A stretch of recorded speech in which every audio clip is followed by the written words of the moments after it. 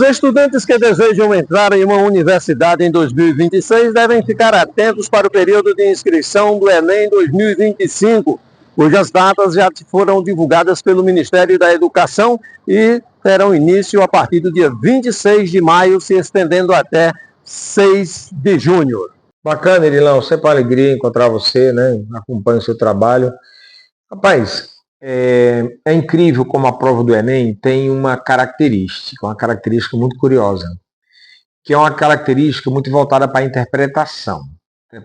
Então, o aluno precisa se preocupar com isso, a compreensão dos textos. Então, assim, quando o aluno for fazer uma questão, procure ler o texto realmente muito bem lido, e já na fase de estudos, né, de preparação, para você entender o que está sendo perguntado. Se você for resolver uma questão do Enem, você vai ver que o conhecimento amplo, vasto, ele já é quase suficiente. Que o Enem não cobra coisas muito específicas, né? Ele cobra um conhecimento mais aberto. Então, qualquer aluno que estiver estudando, se concentra nisso, né? Acho que as linguagens são fundamentais. Se você é bom em português, se você faz uma boa redação, a sua compreensão geral sobre a história do Brasil e a história do mundo são suficientes para você dar uma resposta bem balizada. Então, eu julgo que você se aprofundar em português, se aprofundar na redação, para você fazer uma boa prova de redação, que já representa 20% da nota do Enem. A prova de português mais 20%, português e redação somadas, 40%. Se você tiver visões gerais, né, sobre as ciências sociais, você agarra 50% da nota da prova. Aí vem o outro lado, que é o lado da matemática, né? Quer dizer, a matemática ela também já representa 20% da nota do Enem, sozinha a matemática, que aí você estando bem com a matemática básica, praticamente a matemática básica, a matemática do Fundamental 2, acrescida de mais algumas coisinhas, já botam você decidindo uma questão do Enem, desde que você seja um aluno que se dedique na hora da prova, inclusive, tenha paciência, leia a questão bem lida. Então, vá se preparando para essa prova. No caso da prova de matemática, que eu tenho mais acesso, eu sugiro que você tente gabaritar uma prova inteira, para você se animar e ver como a prova não é bicho-papão, não é coisa do outro mundo. Ao contrário, ela tem 60% da matemática básica, mais uns 20% de um pouquinho de matemática mediana, e, é claro, aqueles últimos 20% que você não é nem obrigado a fazer, mas você pode arriscar, de questões mais complexas. Então, se organizar, prestar atenção. Quando você vai estudar história, né, o que eu tenho que saber? Né? Quer dizer, o aluno precisa saber esses 20 últimos séculos, né, de Cristo para cá, um pouquinho depois. Dá para você mapear o mundo ocidental, que é o que cai na nossa prova. Né? Presta mais atenção também, de um modo em geral, na nossa história do Brasil, que é uma história que é cobrada agora de forma mais justa, né? Observando nossas diferenças, o que aconteceu com a escravidão aqui no Brasil, né? O que aconteceu com os indígenas. Os Enems têm atacado bastante essas questões também. Gilson, é importante que o estudante elabore essas estratégias de um plano de estudo? O plano de estudo ele é um plano que pode ser bem básico, Milão, dividindo o tempo, né? Então, assim, a gente tem 5 provas, né? Então são 5 frentes, né? Redação, português, matemática, ciências sociais e a ciência da natureza, né?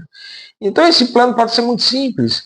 Ele pode ser um plano que divide, por exemplo, se o cara tem manhã e tarde para estudar, ou ele pode dividir a manhã todinha para um conteúdo, a tarde para outra, separando em linhas gerais, né? Então vou estudar matemática 2 horas por dia, pronto, 3 horas por dia, pronto. Então você pode fazer um plano bem simples.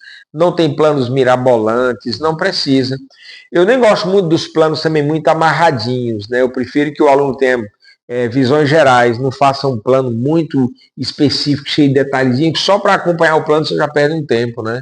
Então, se o cara falar assim, olha, a prova se divide em 5, Gilson, então português e redação, vamos pegar 2 dias na semana, talvez até espalhados, né, em 4 momentos, 2 para redação, 2 para português, isso já preenche 2 dias, enfim, não precisa fazer coisas muito amarradas, mas criar um plano que dê a você a sensação de ter passado pelo conteúdo todo, né? Isso aí. Gilson, o período de inscrição ainda vai iniciar, né? Tem as datas aí, a partir do dia 26 desse mês, Certo, perfeito. Indo até a 6 de junho. As provas estão previstas para novembro, Início, não é? Né? Parece ser muito tempo, mas o tempo passa rápido, né? E com relação às provas, a aplicação das provas, como que o aluno deve se comportar, né, quando estiver no período próximo da prova? Eu até já antecipei aqui, eu acho muito legal quando você está pertinho resolver questões do exame que você vai prestar, né? Então, assim, a prova de matemática ela é meio que parecida de um ano para o outro, vale a pena fazer. A prova de português é bom você fazer para você sentir o impacto que é responder uma prova de 45 textos, né? Porque é uma prova de 45 textos. Então, assim, é muito importante você fazer as provas quando estiver mais perto, para você não levar um susto na hora, né? Aquele choque de realidade. Meu Deus, essa prova é gigante. Ela é grande, mas ela é uma prova vencível, né?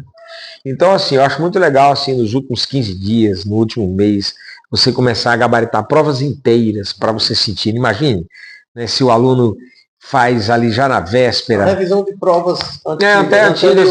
Tem muita questão, é muito importante, né? Na internet você encontra, né, as questões. Sim. Se você notar que tem um conteúdo, matemática básica no Enem, de repente você volta lá em PDF, exercício, aí vem uma lista imensa, né, de exercícios, né, já com gabarito às vezes. Então você tem esse material disponível, né?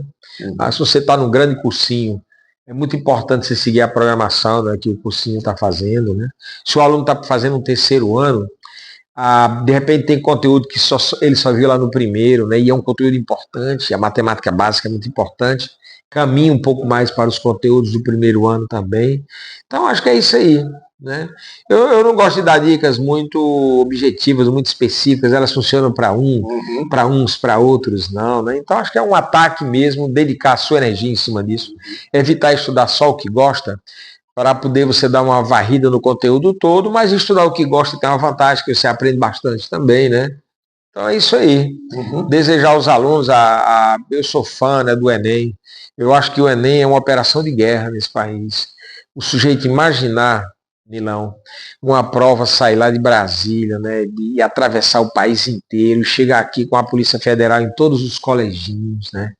E essa coisa não passar por fraudes e tal. Então, assim, o Brasil, a, a nossa eleição, né, que você termina meia hora depois, uma hora depois, já a gente sabe a votação do país, e o Enem, a distribuição de energia no nosso país também, de energia elétrica, é um assunto que cai, inclusive, na prova de física, né? São verdadeiras operações de guerra, né, junto com o SUS aí. Então, muito interessante. Eu sou fã do Enem. Vi o Enem nascer, vi o novo Enem nascer em 2009, acompanhei. Não virei examinador porque eu fui professor a vida inteira, diretor de cursinho, mas fui convidado, mas nem fui porque não podia. Tá certo? O aluno tem que ver o Enem como uma janelinha que se abre para o seu sonho, para uma grande universidade, uma prova que está aí para todos, né? A gente já tem um país desigual, cada um chega para essa prova já com as armas diferentes, né? Porque o país é desigual, mas para você que é um guerreirão, vá para cima que dá certo.